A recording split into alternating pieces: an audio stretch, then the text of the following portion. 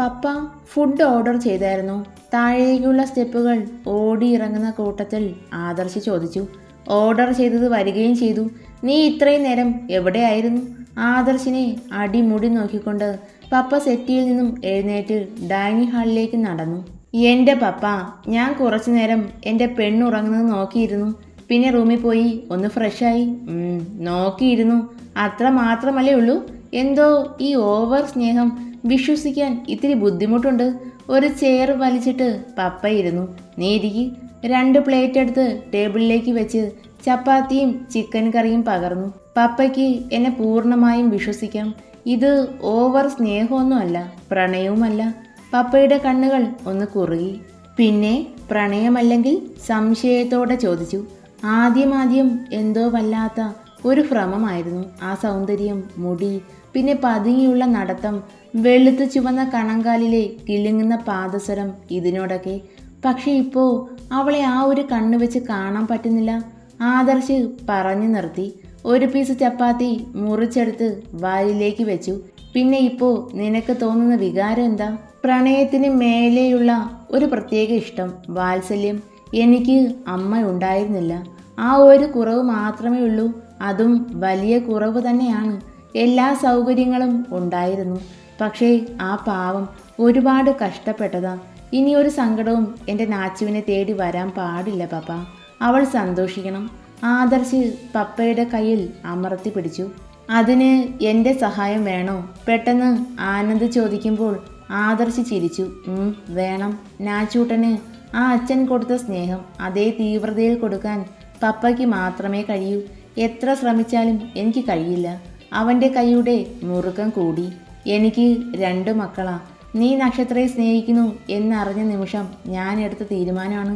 അതൊരിക്കലും മാറില്ല. ഫുഡ് കഴിച്ച് കൈ കഴുകി. പപ്പ, നാച്ചു ചിക്കൻ കഴിക്കില്ലല്ലോ. ഷോ, അത് ഞാൻ മറന്നു. അവൻ തലയിൽ ഒന്ന് കൊട്ടി. വെജ് കറിയുണ്ട്, മോൾ ഉണരുമ്പോൾ കൊടുത്തേക്ക്. എനിക്കൊന്ന് കിടക്കണം. Good night.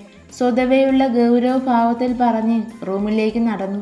ഒരു പ്ലേറ്റിൽ 2 ചപ്പാത്തിയും കറിയും പകർത്തി മറ്റൊരു പ്ലേറ്റ് വെച്ച് മൂടി. ലൈറ്റ് എല്ലാം ഓഫ് ചെയ്ത് സ്റ്റെപ്പുകൾ കയറി.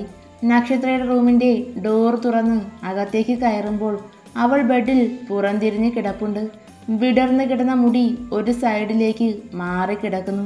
കണ്ട നാൾ മുതൽ ഈ പെണ്ണ് എന്നെ മോഹിപ്പിക്കുക, കള്ളി. ഫുഡ് ടേബിളിലേക്ക് വെച്ച് സെറ്റിയിൽ ചാരിയിരുന്നു. എടി ജലജയെ, ആ പട്ടി എന്തിനാ ഇങ്ങനെ കിടന്ന് വിളിക്കുന്നത്? നിതിൻ്റെ അച്ഛൻ സംശയത്തിൽ ചോദിച്ചു. എനിക്കെങ്ങനെ അറിയാം മനുഷ്യ? അതിനോട് തന്നെ ചോദിക്ക്. നിതിനും അച്ഛനും ചോറും കറിയും വിളമ്പി അടുക്കളയിലേക്ക് നടന്നുകൊണ്ട് കടുപ്പത്തിൽ പറഞ്ഞു. നീ അതിന് കഴിക്കാനൊന്നും കൊടുത്തു കാണില്ല. അതൊരു മിണ്ടാ പ്രാണിയാ, മറക്കണ്ട. ഓ, അതിന് കൊടുത്തോ കഴിച്ചു. ഇവിടെ ഒരുത്തി കഴിച്ചോ കുടിച്ചോ? ഹേ അമ്മ കിറുവോടെ പറയുമ്പോൾ നിതിൻ കഴിച്ചു കഴിഞ്ഞ് എഴുന്നേറ്റു. എൻ്റെ അമ്മ, നിങ്ങൾ രണ്ടും നേർക്ക് നേരെ കണ്ടാൽ അടിയാണല്ലോ. കല്യാണത്തിന് ജാതകം നോക്കിയില്ലായിരുന്നോ? ഒന്ന് പോടാ ചെക്ക. അമ്മ അവൻ്റെ തോളിൽ ഒന്ന് തട്ടി. നിതിൻ സ്റ്റെപ്പുകൾ കയറി. വയ്യ, ശരീരം നല്ല വേദന. ഇനിയൊരു ഉറക്കം. അവൻ ബെഡിലേക്ക് മലർന്നു കിടന്നു. കണ്ണുകൾ പതിയെ അടഞ്ഞു. ഡോറിൽ തട്ട് കേൾക്കുമ്പോൾ കണ്ണുകൾ വലിച്ചു തുറന്നു. ഇത് രണ്ടും അടി കൂടി കൂടി ഇങ്ങെത്തിയോ? ദേഷ്യത്തോടെ ബെഡിൽ നിന്നും ചാടി എഴുന്നേറ്റു. എന്താ അമ്മ? ഉറക്കെ ചോദിച്ചു. വീണ്ടും മുട്ട് കേൾക്കുമ്പോൾ നിതിൻ്റെ മുഖം ചുളിഞ്ഞു. അവൻ്റെ കണ്ണുകൾ ബാൽക്കണി ഡോറിലുടക്കി. അതാരാ? ഇനി കള്ളന്മാരോ മറ്റോ? ഓ, കള്ളന്മാര് ഡോറിൽ തട്ടി വിളിച്ച് ഉണർത്തിയല്ലേ മോഷ്ടിക്കുന്നത്? നിതിൻ ചുളിഞ്ഞ മുഖത്തോടെ ബെഡിൽ നിന്നും എഴുന്നേറ്റു. ഡോർ ഭാഗത്തേക്ക് നടന്നു. തുടരെ തട്ട്. ഈശ്വര, ഇതാരാ? തുറക്കണോ? തുറന്നിലിൽ തട്ടി ഡോർ ഇളക്കിയിടും.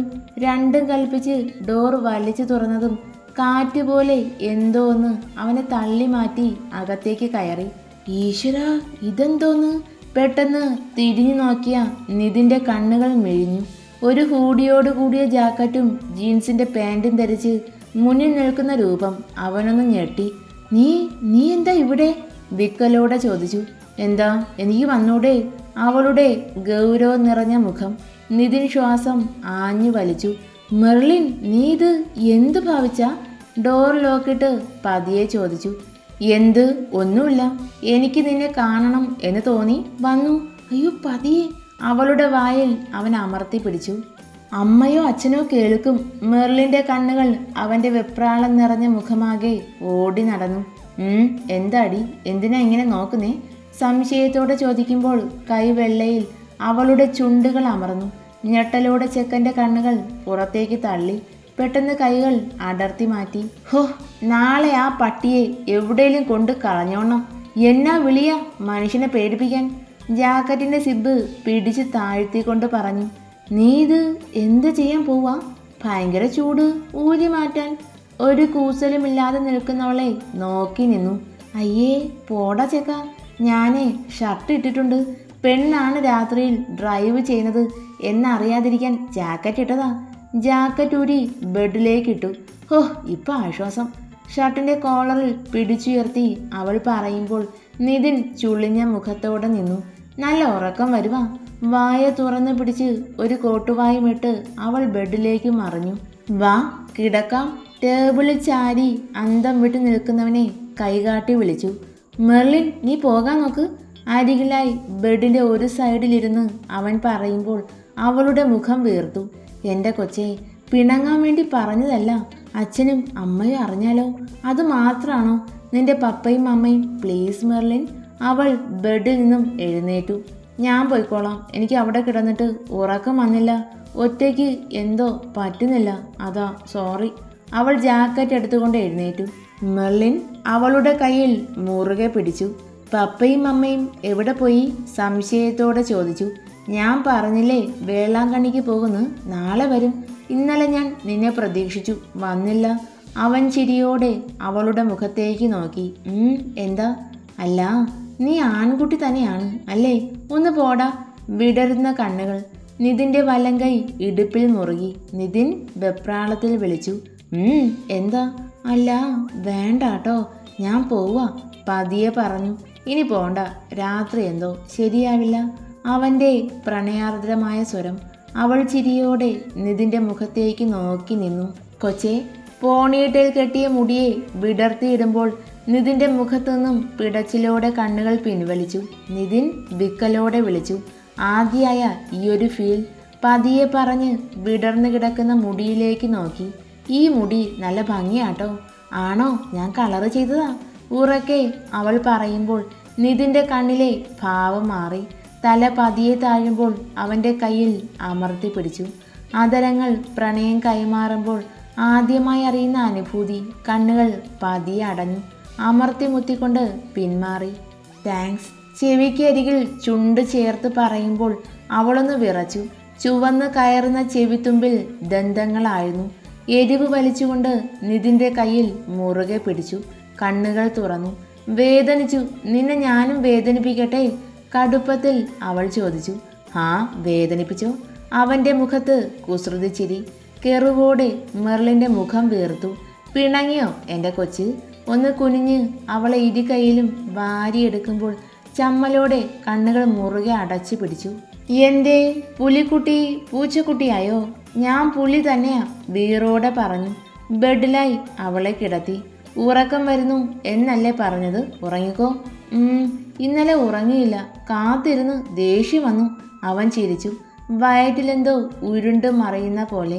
നക്ഷത്ര വയറ്റിൽ അമർത്തി പിടിച്ചു. കണ്ണുകൾ ചിമ്മി തുറക്കുമ്പോൾ സ്പീഡിൽ ഫാൻ കറങ്ങുന്നുണ്ട്. ആദ്യേട്ടൻ്റെ വീട്. ഞാൻ ഇത്രയും നേരം ഉറങ്ങിയോ? വെപ്രാളത്തിൽ ബെഡിൽ നിന്നും ചാടി പിടഞ്ഞ് എഴുന്നേറ്റു. നാച്ചൂട്ടാ, എന്താടാ? ലാപ്പടച്ച് അവൻ സെറ്റിയിൽ നിന്നും എഴുന്നേറ്റു. അവളുടെ കണ്ണുകൾ ചുറ്റിനും ഓടി നടന്നു. എന്താ? അരികിലായിരുന്ന് തോളിൽ അമർത്തി പിടിച്ച് ചോദിച്ചു. അത് ഞാൻ ഉറങ്ങിപ്പോയി. വിളിക്കാമായിരുന്നില്ലേ? സമയം എത്രയായി? പതിഞ്ഞ സ്വരം. ആദർശ ചിരിയോടെ ഫോൺ അവൾക്ക് മുന്നിലേക്ക് നീട്ടി. അയ്യോ 11 മണി. ഇത്രയും നേരം? നക്ഷത്ര തല താഴ്ത്തിയിരുന്നു. എൻ്റെ നാച്ചൂട്ടാ, എന്തു പറ്റി? ഉറങ്ങട്ടെ എന്ന് കരുതി വിളിക്കാതിരുന്നതാ. ദിവസങ്ങളായി ഉറക്കം കുറവല്ലേ? അവളെ നെഞ്ചിലേക്ക് ചേർത്ത് പിടിച്ചു. ആദ്യേട്ടാ, പപ്പ ഫുഡ് കഴിച്ച് കിടന്നു. നാച്ചുവിന് വിശക്കുന്നില്ലേ? പോയിന്ന് ഫ്രഷായി ഈ ഡ്രസ്സൊക്കെ മാറ്റിയിട്ട് വാ. കവിൾത്തടത്തിൽ പതിയെ തഴുകി അവൻ പറയുമ്പോൾ അനുസരണയോടെ എഴുന്നേറ്റു. എൻ്റെ ബാഗ്? വാഷ്റൂമിലേക്ക് കയറുന്നതിന് മുന്നേ ചോദിച്ചു. ദേ ആ കബോർഡിലുണ്ട്. അവൾ ബാഗ് തുറന്നു. വെപ്രാളത്തോടെ ഡ്രസ്സുകൾ വാരിപ്പിറക്കി പുറത്തേക്കിട്ടു. അതിലുണ്ടായിരുന്ന ഫോട്ടോ ദേ. അവൻ ചുവരിന് നേർക്ക് വിരൽ ചൂണ്ടി. അപ്പാ അവിടെ ഇരിക്കട്ടെ. എൻ്റെ നാച്ചുവിന് ഉണരുമ്പോഴും ഉറങ്ങുമ്പോഴും കാണാം. പിന്നെ വിളക്കും കൊളുത്താം. എന്താ മതിയോ? അവൾ ചിരിയോടെ എഴുന്നേറ്റു. അരികിലേക്ക് വരുന്നവനെ ഇമ ചിമ്മാതെ നോക്കി നിന്നു. എന്താടി അത്? എൻ്റെ കള്ളക്കണ്ണനെ പോലെ തോന്നുവാ. ആണോ? ഇരു ഷോൾഡറിലും കൈകൾ വെച്ചു. നക്ഷത്രയുടെ കണ്ണിലേക്ക് നോക്കി നിന്നു. എന്താ ആദ്യേട്ടാ?